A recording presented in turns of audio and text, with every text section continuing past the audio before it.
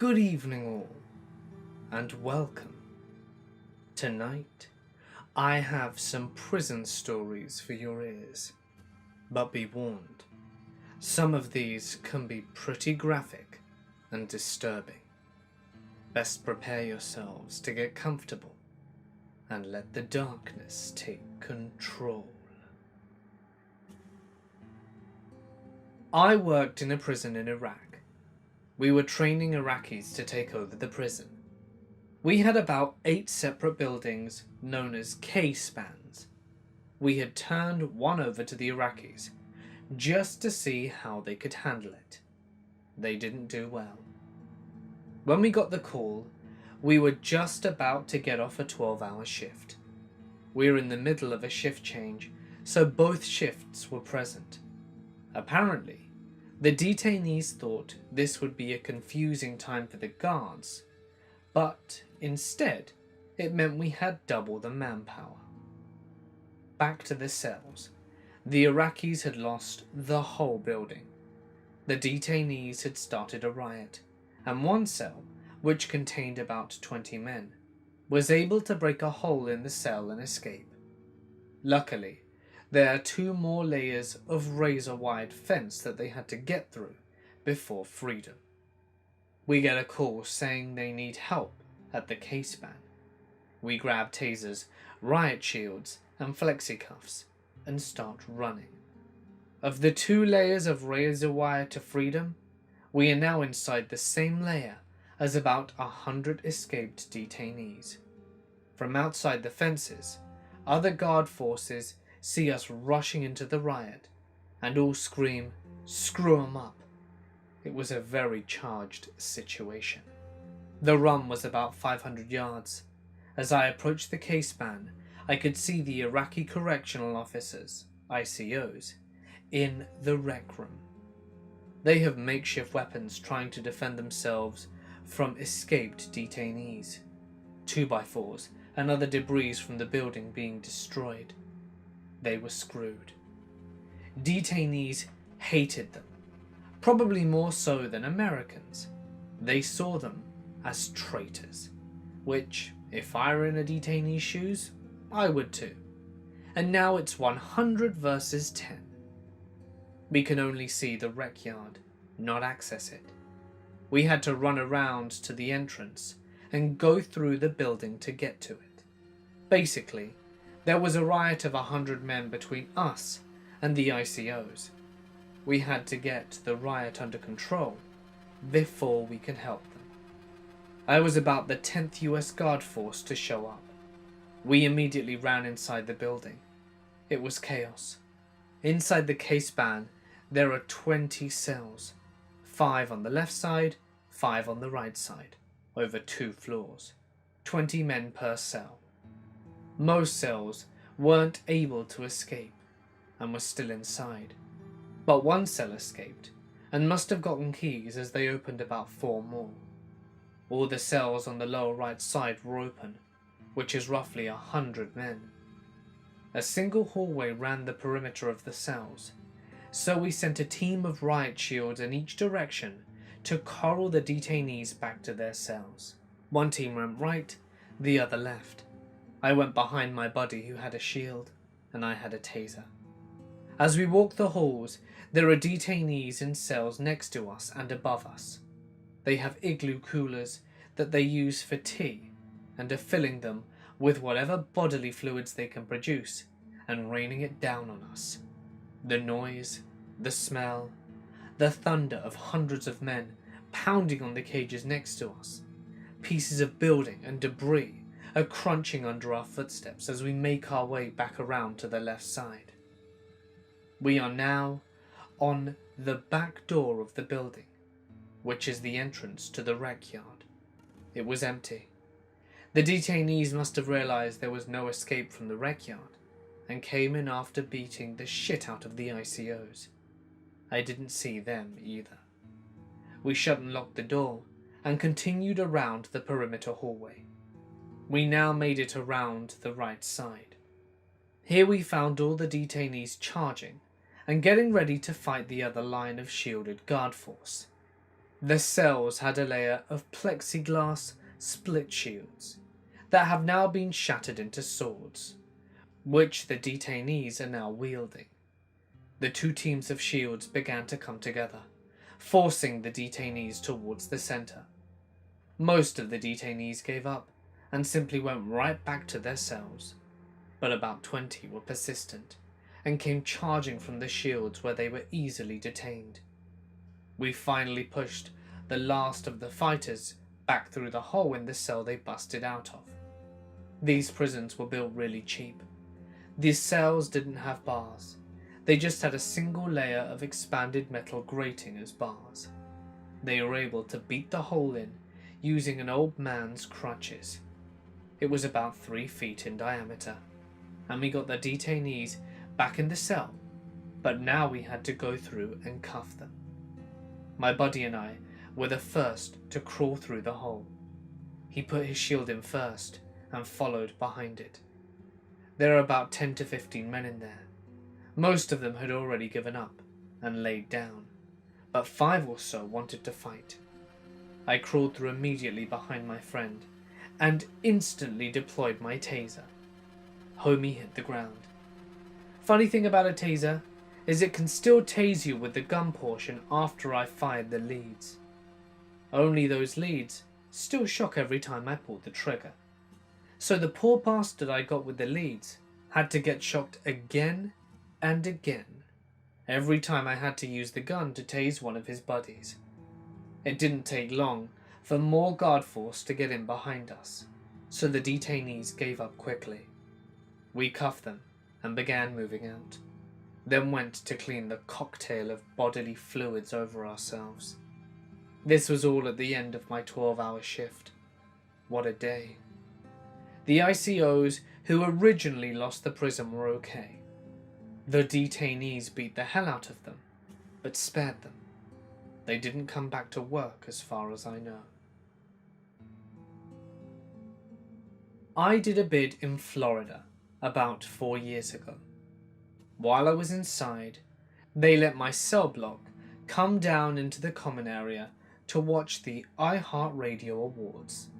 Never would have watched it on my own, but it was nice to have the distraction. This was the summer that Ariana Grande had the One Less Problem song, and she performed it right before J-Lo came to the stage. Now I'm in with mostly Puerto Rican inmates, so J-Lo being on was a big goddamn deal. Some dude just loses his shit during the Ariana Grande song, and some of the dudes said he was into little girls or something, and throws a very lightweight plastic chair at the TV. Didn't think it would do much, but it busted the LCD, and all hell broke loose. Dudes weren't going to get a chance to see J-Lo's ass, and they wanted blood for it. I ran my gringo back behind to my cell, and a 60-man brawl ensued. All of this to say, in the midst of the insanity, one guy bit another guy's thumb off and swallowed it. I have a family member who worked as staff at a state prison in California. Their job required them to work inside the prison. This was 2010. There was another staffer who worked there. Her name, Samantha. Samantha was an attractive 30-year-old who was happily married and had 2 kids. She was generally well liked, and nobody thought her behavior was strange or different. One day, the prison started having a major issue with cell phones being smuggled in. Lots of cell phones. The prison launched a huge investigation, complete with shakedown, squeezing troublemaker inmates, the whole 9 yards. In one of the sweeps, they found a love note between one of the inmates and Samantha. For anyone who doesn't know, prison guards and staff are absolutely prohibited from having any form of relations with inmates. It's a serious crime that is prosecuted on a frighteningly regular basis. Turns out, Samantha was not only having a sexual relationship with the inmate who had the letter, but she was actively sleeping with 6 other inmates. So, she was screwing around and exchanging long love letters with a total of 7 inmates simultaneously. One of the inmates had convinced her to smuggle in cell phones through the dry cleaning inmate work program. They estimate she smuggled in at least 50 phones this way.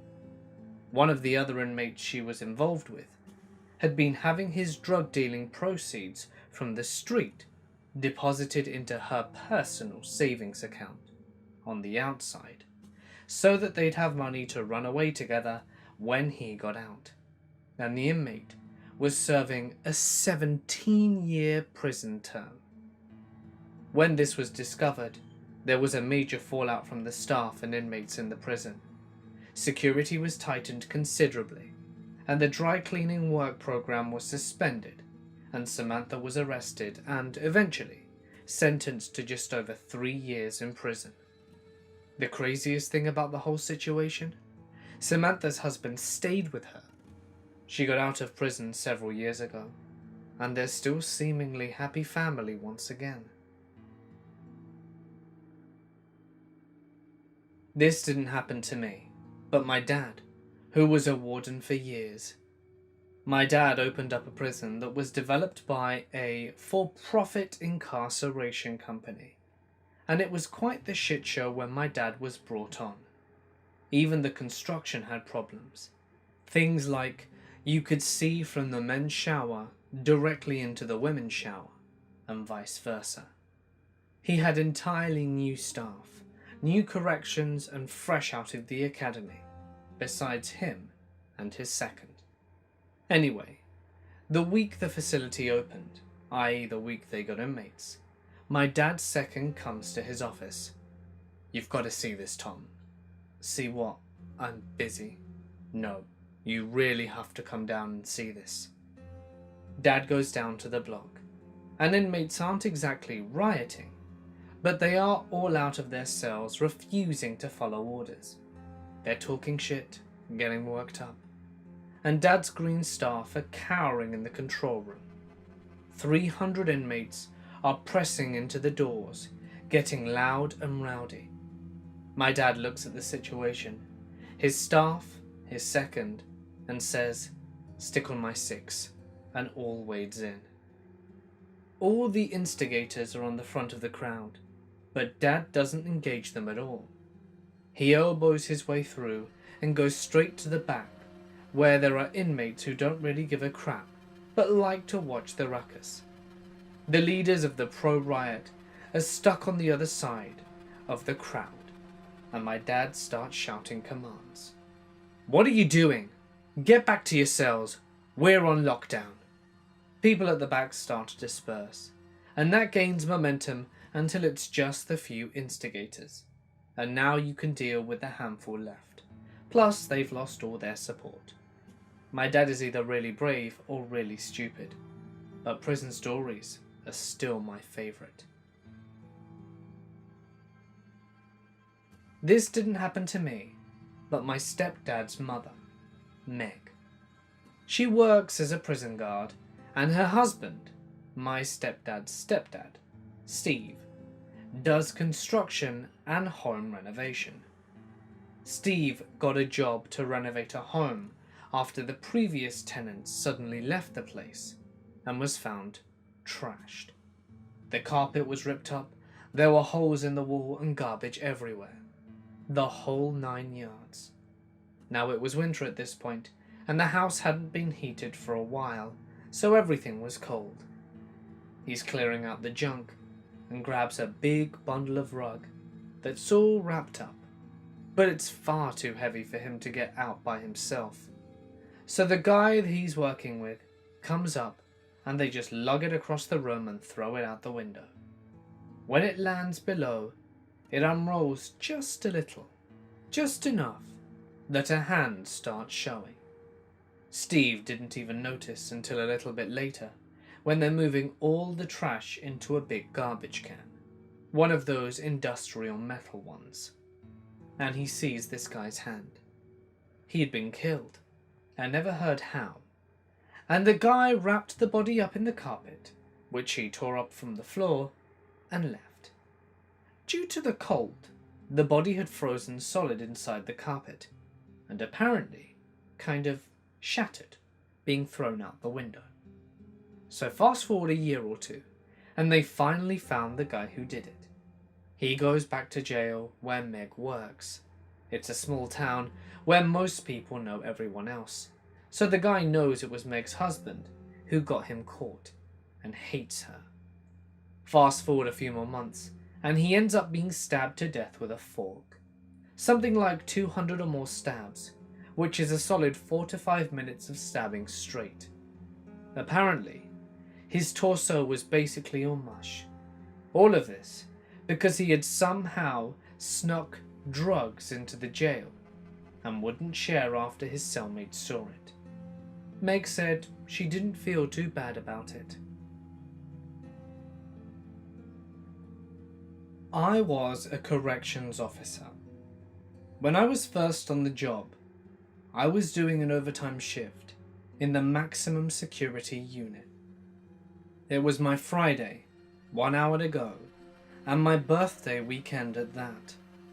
At 2 o'clock, while counting the minutes, a call comes out on the radio. Central Control active. IMS, Housing Unit 3.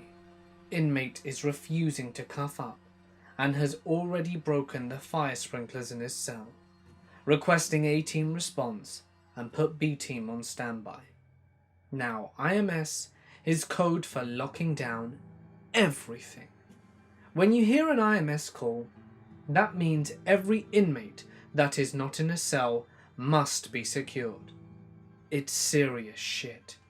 Because when an event like this occurs, other officers must leave their respective posts to assist, which means officers that remain on their units while their counterparts assist are now even more outnumbered, and that can easily spiral out of control.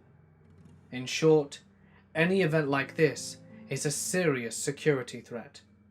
In this case, Max was put on lockdown, while the rest of the institution kept about their business.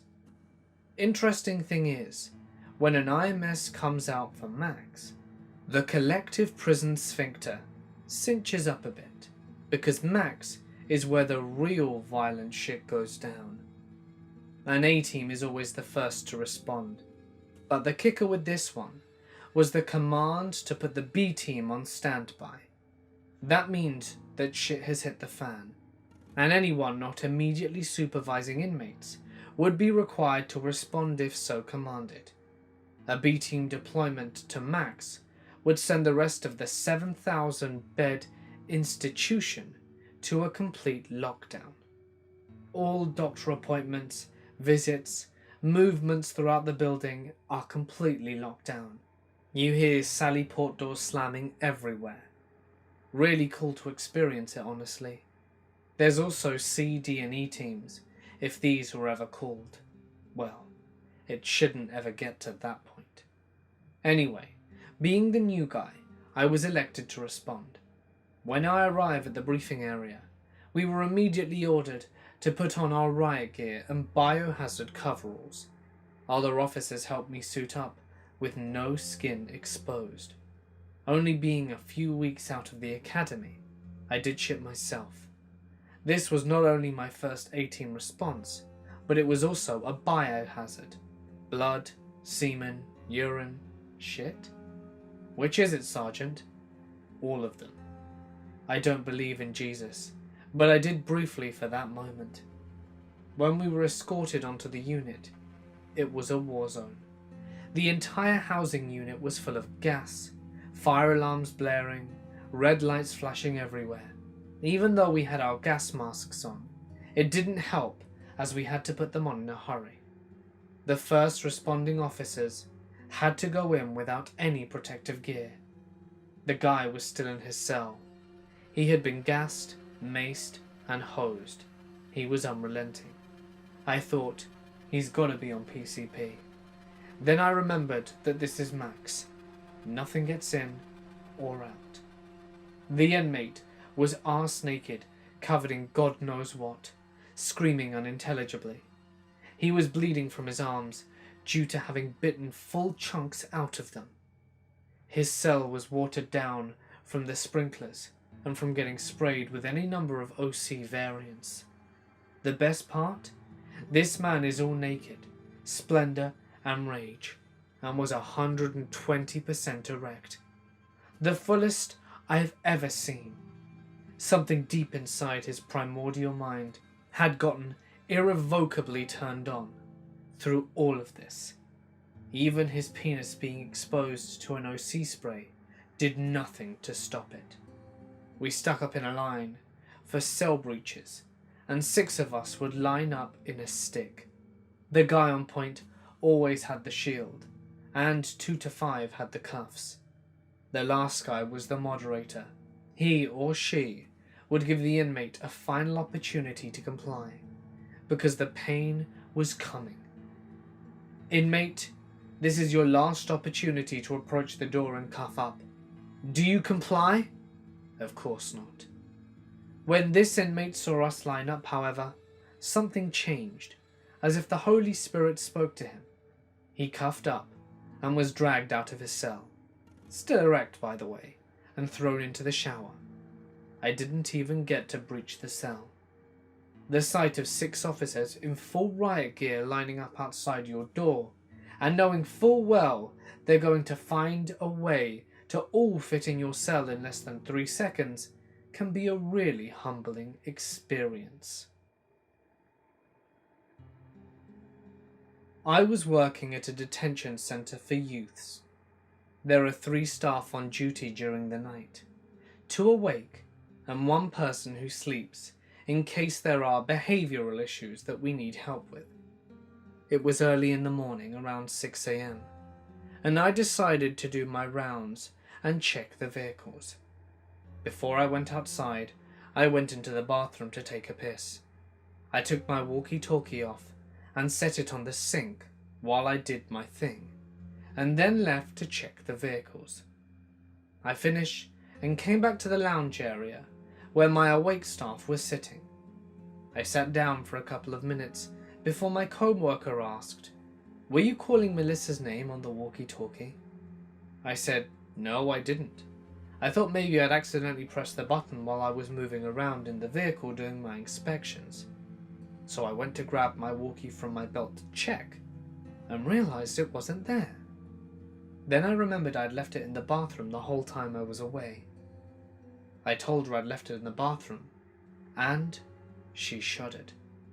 So to explain a bit further, the awake staff keep their walkies set to channel 1, and when we need to speak with Melissa, we set it to channel 2.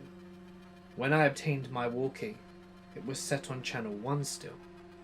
I highly doubt that my awake co-worker would awaken the sleep staff for a joke, because they have a good relationship and a common understanding of how important sleep is. I am no longer a correctional officer, but worked for roughly 5 years. Thank God that's over. I was advised to move an inmate from strip to a different cell. Strip is an area that inmates that would harm themselves are placed, and are only given a smock suit, also referred to as a turtle suit. The inmate was acting irrationally by growling at me and shaking the bars. I called classification block and told them, due to safety, I would not move the inmate by myself. I also advised my supervisor of the same. Usually, they'd get a group of 4 guys to do it as safely as possible. This LT shows up and thinks he's hot shit and says he'll move him himself. I'm like, whatever, go ahead. But I already know it was going to go downhill. The LT opens the cell doors, and the inmate pushes him and runs past him butt naked. I start chasing the inmate down the hallway corridor. He was sprinting naked right towards a dead end. The inmate finally gets cornered and starts growling and roaring like a lion, being cornered now with nowhere to go, so he charges towards me. I used his full momentum and dump him right onto the floor. The inmate is still fighting and trying to bite and hit me. The LT is just standing there like a moron. Finally, my friends show up to help. The inmate fought for a good 30 seconds until he was injected by something by the emergency services crew. He fought so hard he ended up breaking his trachea, ribs, and an ankle. He flailed violently, just thrashing everywhere. Turns out he had received a drug that was laced with some bad shit. I talked to the inmate a week or so later, once the drug was out of his system, and he was like a different person, and ended up apologizing. Best thing was, this LT looked like a giant idiot, and a wuss, because it was all on camera. He stood by as his officer was trying to restrain a violent individual. That's something you'll never live down in your career, and it's remembered forever. There are so many other stories. Doing CPR on an inmate that had visibly broken his neck from a hanging suicide, because you have to until EMS shows up. Then having their ribs break and going down to their pelvis is something I'll never forget. Having an officer stabbed right in front of you with a shank is also a fun memory. Trying to process it all after and still doing your job, knowing that one day someone may go after you.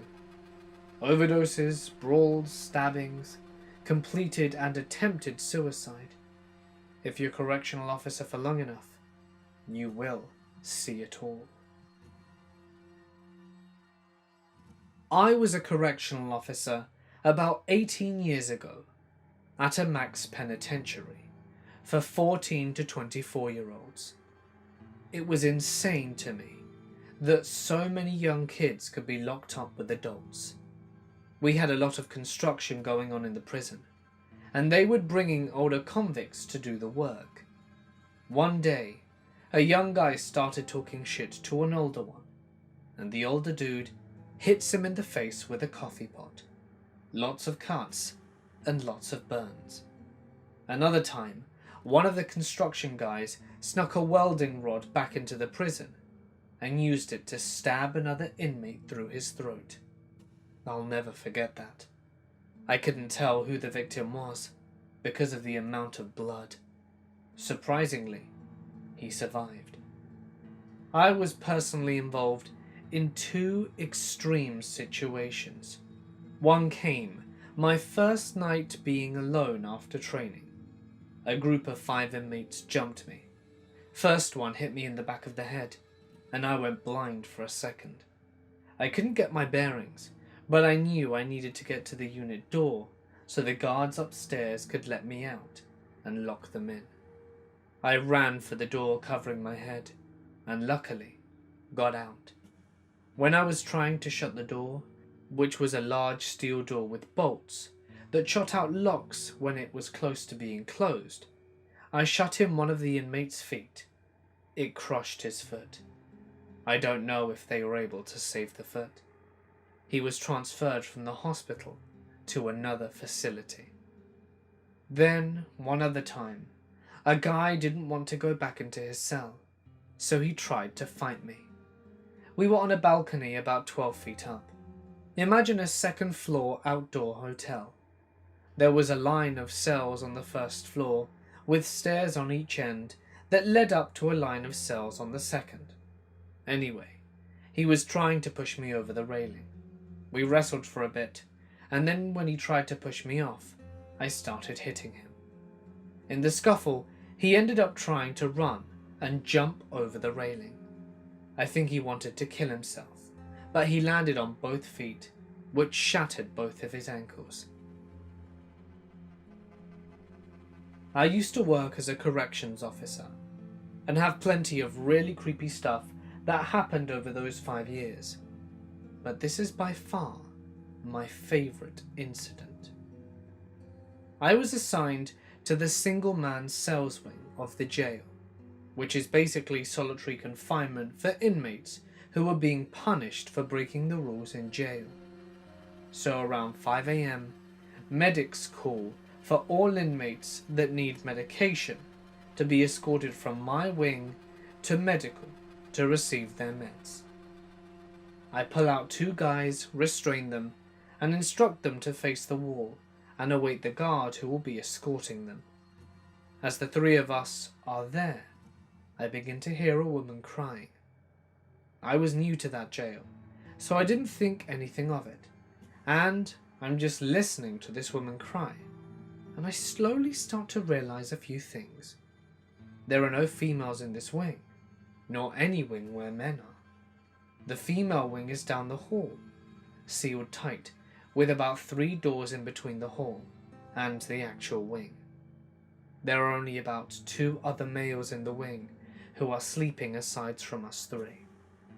I look up at the inmates and notice they have this kind of smile on their face as they're watching me realize what's going on, and I ask them, "Do you guys hear that?" One of the inmates responds, "Almost every night, boss." That same night, or morning rather, when we were assigned to a certain wing, we had to do exit door checks, which was basically going to the exit door of the wing and checking the fire door to make sure it was secured, and then radioing into control every few hours. As I was making my way down a very long hall, with empty single-man cells to my left and right, I could hear knocking at the end of the hall, but it wasn't coming from the exit door. It was coming from one of the cells on the right-hand side.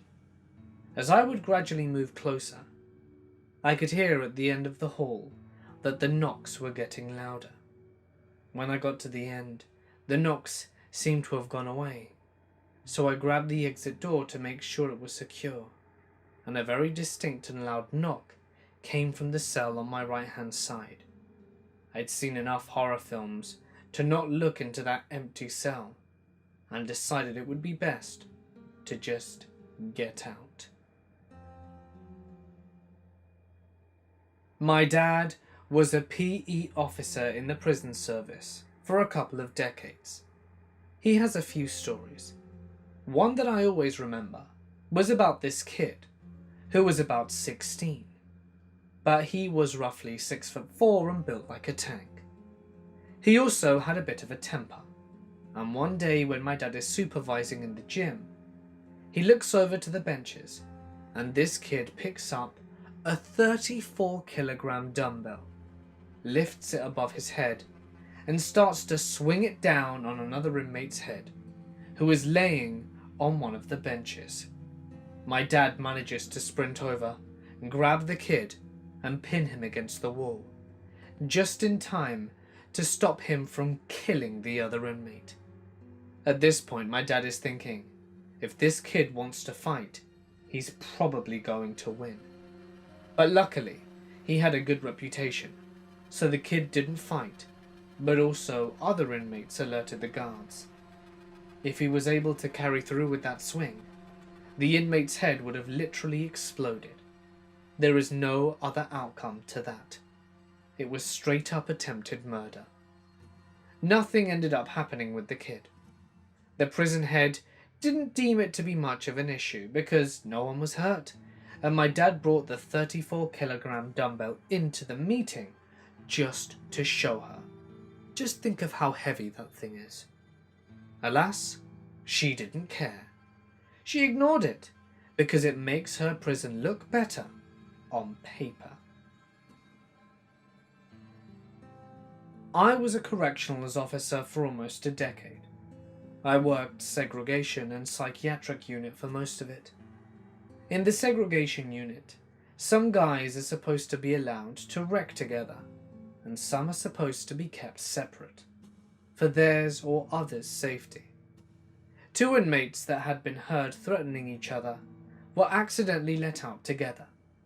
In the 90 seconds from their cell doors opening to the time we stopped the fight, one of the inmates had knocked the other down, kicked his head and stomach, and then kicked his scrotum so hard that the testicles tore their way out of the skin, and became true external genitalia.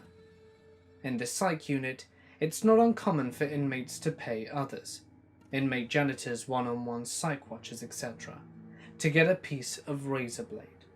When I say a piece, I mean something like 1/8 or 1/10 of the blade. They do this in order to self-harm, whether it's to actually accomplish the act or just to get more attention.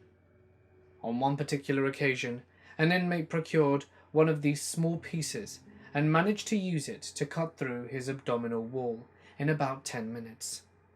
We were made aware of the problem by him banging on his cell door while he stood in the window chewing on his own intestines. Those are certainly stories I won't forget. 2 years ago, I was working as a gun rail officer for my squad, which is the recreational yard area for a set of 4 housing units. I'm monitoring my area when all of a sudden I hear shots fired in the quad adjacent to mine, followed by absolutely frantic radio chatter. An inmate was being brought back from the infirmary, where he was being treated from a fight that he had been in earlier that day. As he was entering the quad, 2 other inmates rushed him. The escorting officers attempted to spray the aggressors with OC, but they ran through it and stabbed the inmate to death. Nearly the entire institution responded to the incident, and all I could do was recall and lock down my squad and provide any additional gun coverage to them. The CERT lieutenant performed CPR, while they brought down 2 crash carts from the infirmary in an attempt to stabilize him. But he'd already lost so much blood that he died before the fight for his life had even gotten to the institution. Apparently, he'd been stabbed multiple times in the liver, stomach, kidneys, and lungs.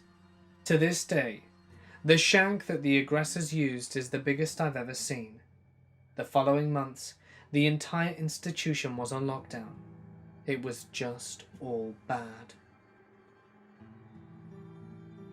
The most intense thing is between responding to a man hanging himself in a seg cell and human instinct telling me to open the door and cut the sheet, but training kicking in to wait for backup.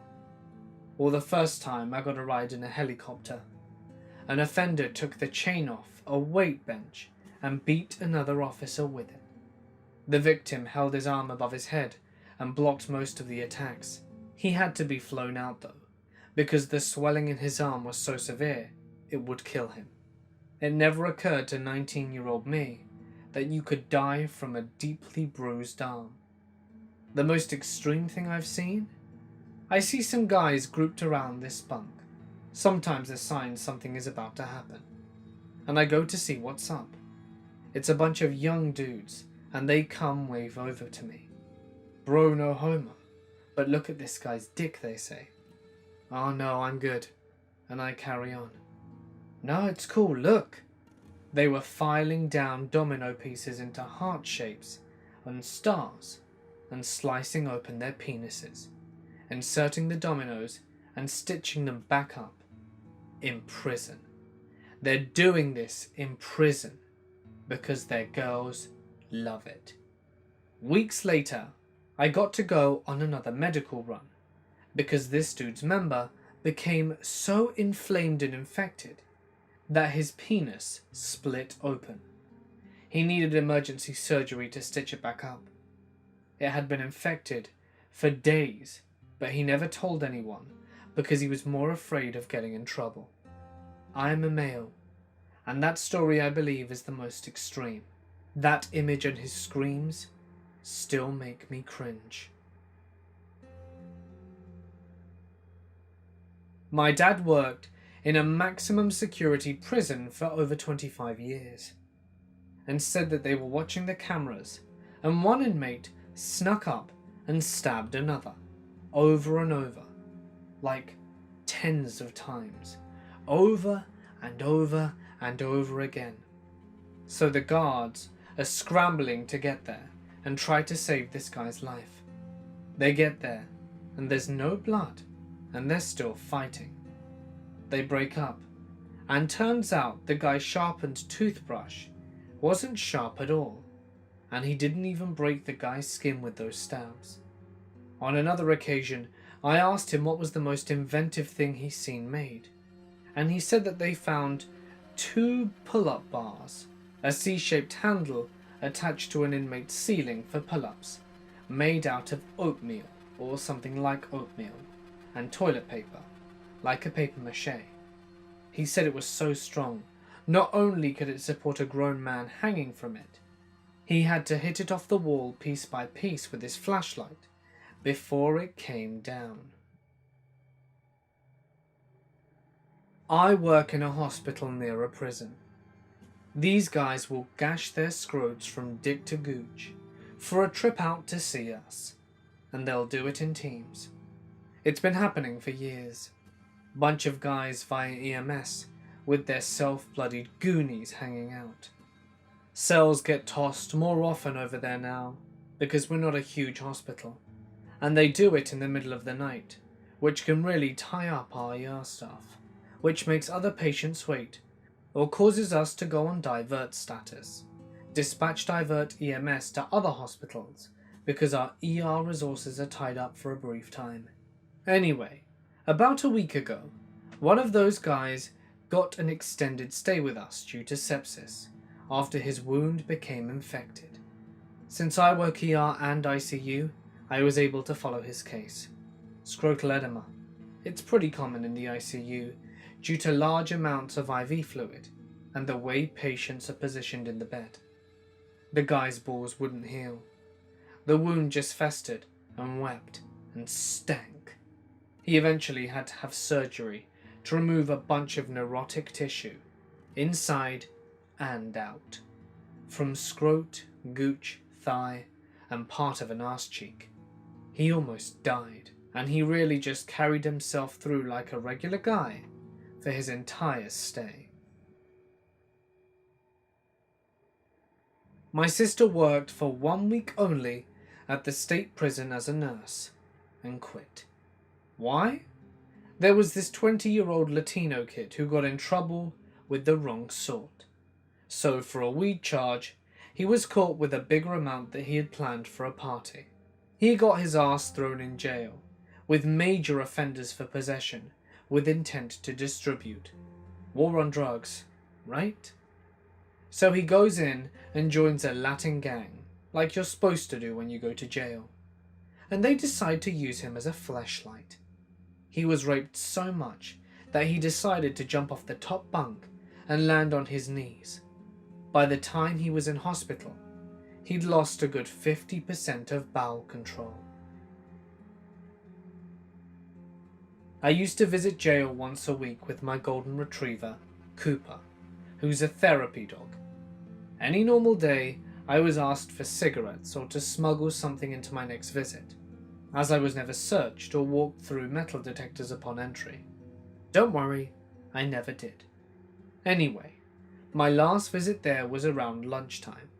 I entered a cell with 5 or 6 inmates who were Southside Los Angeles gang members. Inmates always made the craziest concoctions of sauces, and each gang had their own recipe of sauces, and my dog bolted for a glob of their sauce that was on the ground. After he ate it, the whole cell erupted saying, "Cooper is Southside," and the chant spread to the rest of the cells on the row, and then to the rest of the 7 level rows of roughly 150 inmates. The jail went into riot prevention and lockdown ensued. Cooper was then listed as a gang-affiliated citizen, and we were no longer allowed to visit. I used to be an inmate, and have seen lots of crazy shit. We were all housed in a dorm, like set somewhere in the range of 24 guys. New guy comes in, who is carrying some stuff in his arse. So a couple of dudes, who are fresh in from parole violations, catch wind that he's holding some stuff. They go over and basically tell him he's handing it over, or he'll be forced to. So after lights go out, he goes over to the shitter and is trying to force himself to push it out, but he can't. After a few hours of false attempts, the pen timer grabs the guy and forces him to the ground. One dude takes the side handle of a plastic spoon and starts going into the guy's ass. Poor guy is trying to scream, but can't because the other guy is straight choking him out.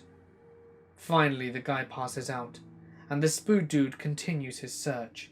Somehow, he managed to pull a balloon full of heroin and coke from the dude's ass. The moment this guy woke up, he checked off that unit, and that was that. A family member and I used to work at the same prison, and the prisoners knew that we were related. My family member got into a minor car accident and had a few weeks off to recover. Word got out about it to all the prisoners, and I constantly got asked how I was coping, because they all heard it was super serious, and it wasn't. While one was asking me what happened when we had lockdown code, so everyone had to go back to their blocks, I came to find out in the incident report that a fight had started because two prisoners heard two different stories of what happened to my family member. They couldn't agree, started a punch-up, and got the whole block of 80 guys fighting. The whole place got locked down because of 10 hours. All because my family member can't drive. When I worked third shift at a jail, we had to take paperwork to the office, which was several interlocked doors away from many people. Lots of people claimed it was haunted, but I had been there tons of times and never witnessed anything. One night I was over there putting my paperwork into the superintendent's mailbox and heard voices, but not regular voices, electronic sounding voices, coming from the fax machine. I couldn't really understand much, but I heard my name and the name of a guy I was working with and got the hell out of there. It never happened again. On a slightly related note, there was this guy who worked thirds in the other section of the building. There was a holding section for those waiting for court that he worked in, and a felony offender unit which I worked in. He used to call me on my work phone.